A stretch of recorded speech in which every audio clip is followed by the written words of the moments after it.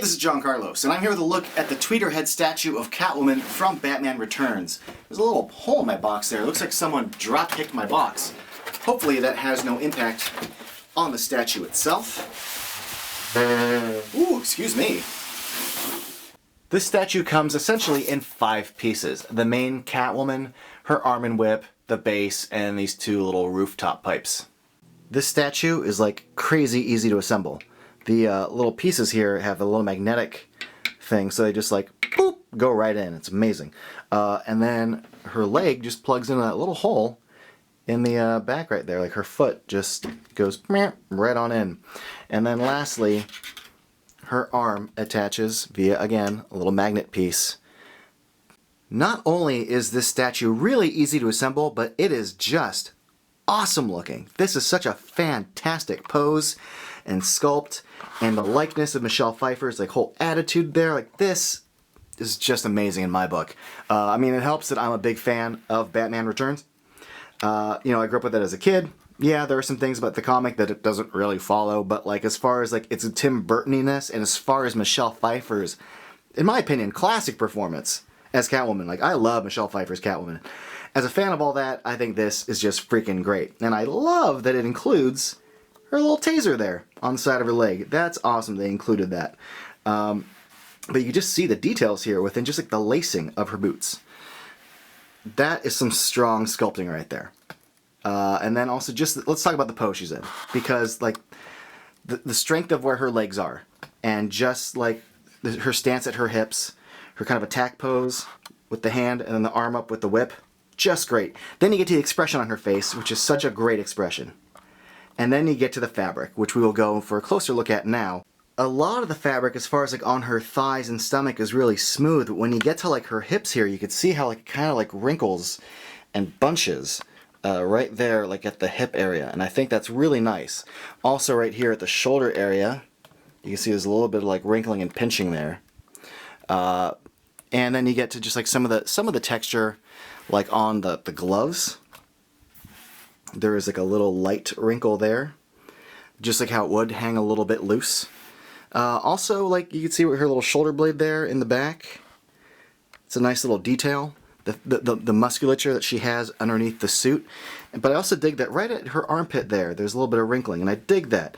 Again, it reflects the flexibility and the tightness of the fabric of her catsuit. And then you get to the stitching, and I think the stitching on this is really strong as far as like the paint of all the individual lines. None of it looks sloppy. You can see all those individual lines. They're not really smeared. They're not super clean, as they shouldn't be because they weren't in the movie. And I think they did a great job separating the corset as far as that sculpted line goes, you know, right there underneath the edge of the corset. And then we get to her claws.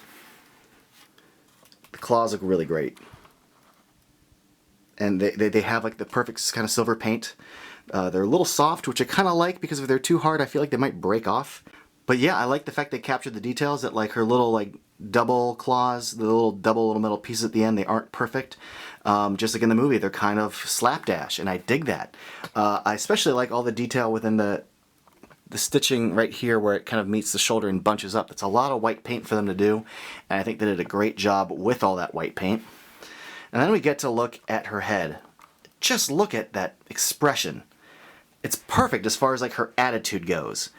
And I think that the actual paint on her mouth, like her lips, her teeth, her tongue, her eyeballs. Man, they got Michelle Pfeiffer's eyeballs, and that stare down, the black eye makeup, the eyebrows. It's just, I want to say it's perfect. It's perfect. Even like her cheeks and the way they're hanging out underneath the edge of the mask.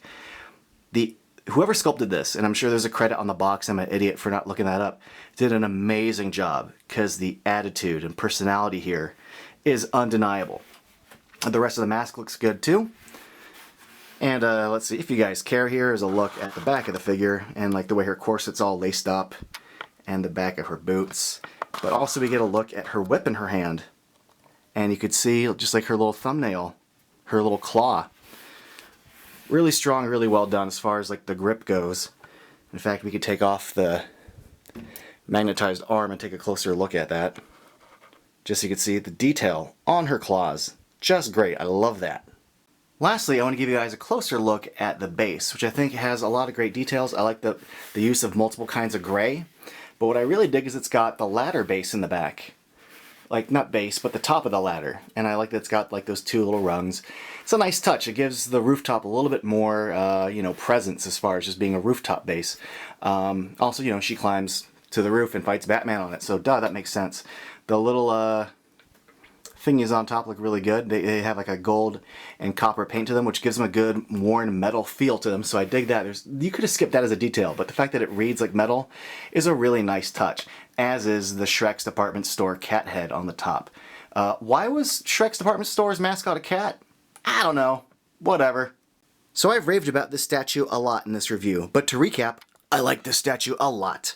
I think they did a great job with it. I love the pose she's in. It's a great sculpt. I even like the way that the whip is sort of moving in midair. It's a great kind of animated pose. I think they captured the essence of Michelle Pfeiffer's Catwoman perfectly. It's got great attitude. I think if you're a fan of her Catwoman, you're going to love this statue. I think it's superb. Now, this statue was lent to me for review by Tracy Cotta, so yeah, go give her a little thanks by subscribing to her on YouTube, follow her on Instagram and Facebook, and if you want, follow me on Instagram and Facebook and all that crap.